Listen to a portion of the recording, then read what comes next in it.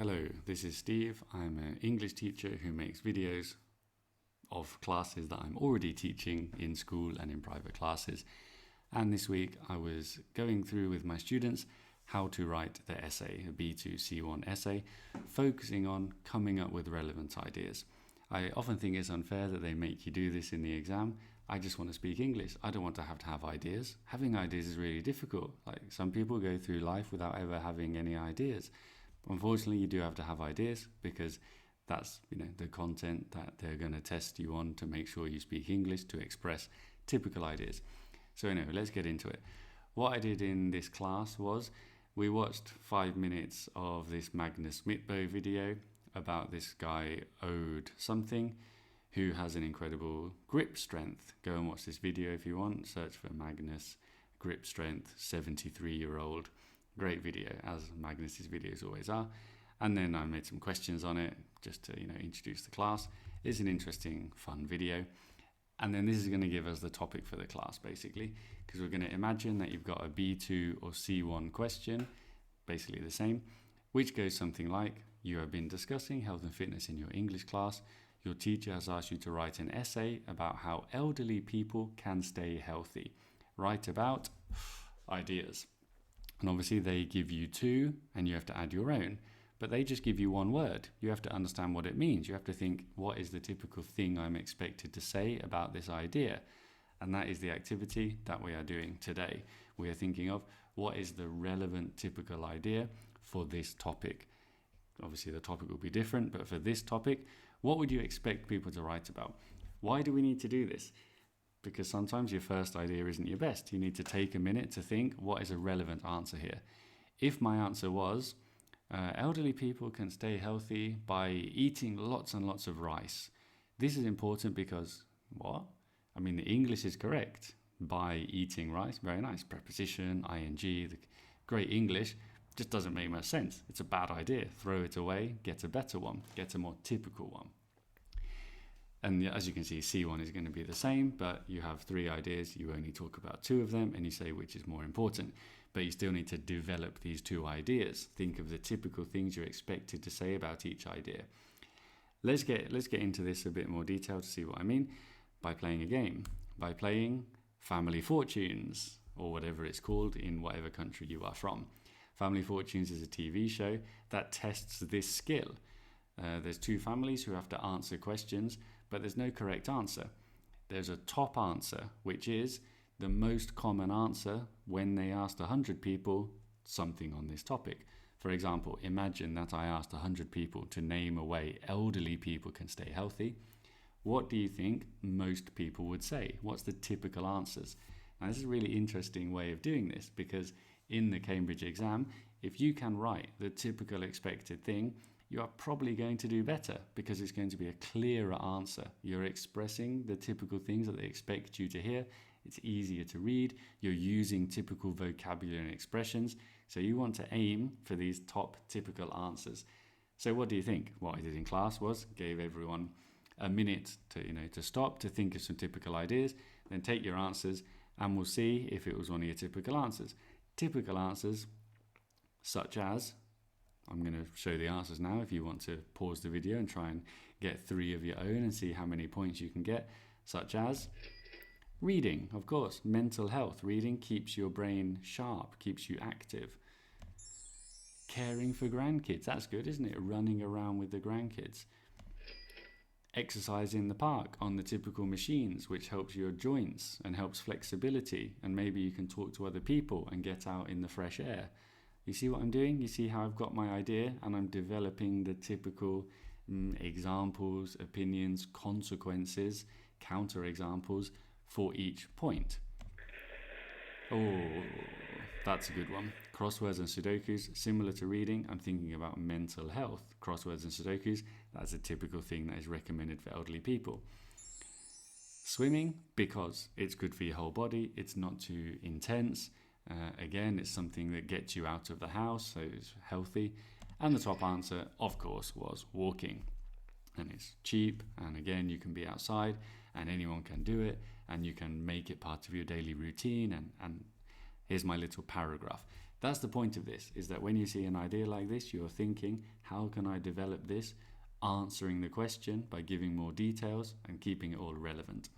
So that's the one for the elderly people staying healthy, to answer the essay. We can also have a little bit of fun with family fortunes, can't we? And we can have a question like, if we asked 100 people to name something that money cannot buy, what do you think the typical answers would be? Again, this could be like a B2 or C1 essay, thinking about the importance of money. Well, but money cannot buy certain things. What can't it buy? Well, of course, it can't buy. Here come the answers. If you paused the video and thought, what are the typical answers? World peace. Only 3 people said that. That was a tough one. Health, yeah. If you have a terminal illness, it doesn't matter how much money you spend, you can't buy health. Happiness, and of course the top answer, ask the Beatles. It's love, isn't it? Money can't buy me love. We'll do one more, because this one's a little bit of a fun one, and we should always do 3. If there was a store that only sold husbands, most people would try to buy one with what? Take a minute, think of some typical answers. We had a lot of fun with this in class. People want a husband with what? And here come some answers from people. They want a husband with good hair. The 3 people love people with good hair. If you had something about physical attractiveness, then there we go, a hot body or a cute butt. Bank account or money. A good heart, of course, if you had something about being kind, gentle, a good heart. Personality or sense of humour, so something about being kind or matching personality. And the top answer, a job, a good job, stability, something like that. And then there was also a little joke answer here, which I've left it last for a reason.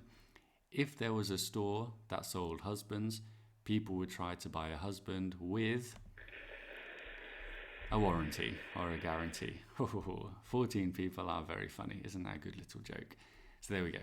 Again, a bit of fun there. But the idea is, what's the typical answers? This could even be like an exam question, an essay question. What personalities do people, what features do people value in a relationship? And you have to write about 3 typical features that people value in a relationship. That's a possible essay. And then you would develop them again. So let's do that. Let's get into it. Let's go back to our question about health and fitness and staying fit when you're old. And the actual question, of course, they give you the 2 things, and then you have to think of your own. The 2 that we are given are exercise and brain training. And in C1, they give us 3, exercise, brain training, and diet. And we're going to choose 2 and say which is most important. For this example, I'm going to do this. I'm going to stick with the C1, but B2 is obviously very similar in structure and format. B2, you will just have 1 extra paragraph, normally, if you follow this kind of structure. But my C1 essay, the plan is going to look something like this. First thing I like to do in a plan is make the question very clear at the top, because everything I write must be answering the question, must be providing, contributing something for the question. So I'm going to have an introduction about the importance of this topic. Every topic is important, isn't it? Especially being healthy in old age, because we live longer, we want to stay active. And I'm going to say, what am I going to talk about? Exercise and brain training are 2 key components of this. So my introduction, what's the topic? What am I going to write about? Very clear. What am I going to write about first? Exercise. That was the first on the list. And I get detailed. I start giving examples and making it convincing. Research shows, typical C1 phrase, very nice. Let's make up a statistic. 20 minutes of moderate exercise, such as, and here I've got all my typical examples, and they're saying, oh, of course, this is a good answer. Playing the grandkids.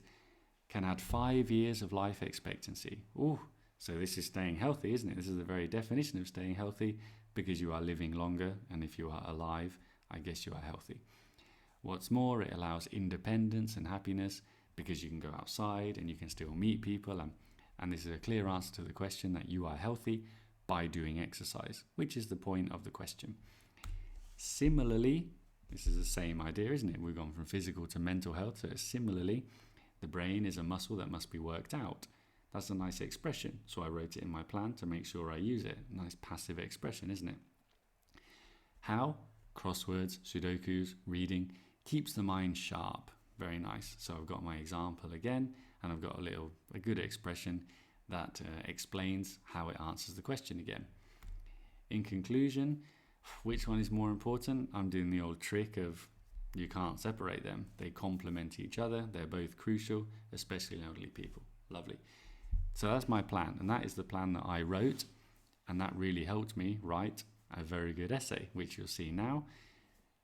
This is the planning process that you should be following. Your plan should look like this for an essay. You should have plenty of detail, the ideas, how they're linked together, and a clear coherence to how you've built up your argument, which turned into this essay, why has it got loads of questions in it? Because of course I'm not just going to give you an essay, because a lot of students would just read it and it would go in one ear and out the other. But no, let's take some time, let's focus on it. How can we do that? By making it a part 2 and part 3 use of English activity. So what you need to do is, this one I might put in the description if I remember, or you'll just have to pause the video. Questions 1 to 8 are use of English part 3. You need to transform the word. Questions A to H are use of English part 2. You need to write the little grammatical word that fits the gap. This is pretty tough. This is definitely C1. So if you're watching this for B2, if you get a few of these, you're doing well. There are some that I would expect to be too difficult for B2.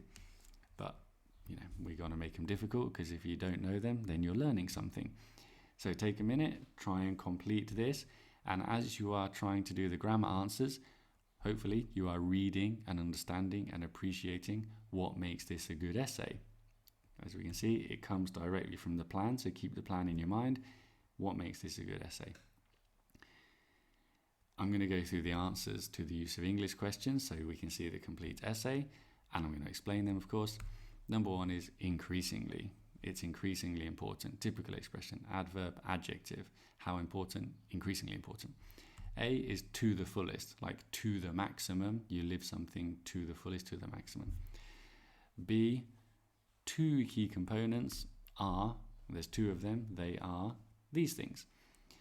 Number 2, this is a bit of a tricky C1 question, because you see long and you think length, right? No, longevity, of course. When we talk about how long someone lives, it's longevity. C, 5 years is the maximum. It could be 1, 2, 3, 4. It could be up to 5 years. Up to means up to and including that amount when we talk about numbers. Number 3, hopefully you were reading the plan. No one in my class was reading the plan, but maybe someone on YouTube was. Of course, the answer is expectancy. Life expectancy is how long you are expected to live. Number 4, a typical B2-C1 question, independence. You are independent. D is a bit more difficult, I think. How does it promote independence and happiness? By helping seniors maintain mobility. Right? If you are mobile, then you will be more independent and happy. Makes sense. E, well, what can you do? You can look after yourself, of course. Number 5, cognitive function. This is the adjective. F, pretty typical one. For example, such as, like. 6, this is a really tough one. We need a verb, don't we? This is vital for daily life activities, and what does it do? It seniors to stay connected. It enables them. That is the verb from able. And G, this is another C1 expression, definitely. To keep something at bay means to keep it away. Literally, to keep a ship at bay, to not let it come out and fight, to keep it at bay. Number 7, a typical one. The adjective is special, but the adverb, as we know for our C1 exam, is especially with an E. It's irregular, it just is. Number 8, the verb is prioritize. We're following a preposition, so it is prioritizing with an S or a Z, of course, both are fine. And H, this is a duration of time, so the answer is 4. You can be active and independent 4 years to come. So there you go. You've seen the essay because you've just done loads of activities about it. But what makes it a good essay? Well, let's come back to the topic, the point of this video, and that is the relevant typical ideas. I've developed the ideas in lots of detail with typical examples that you'd be expected to mention on these topics. We can see in my introduction, exercise and brain training. Okay.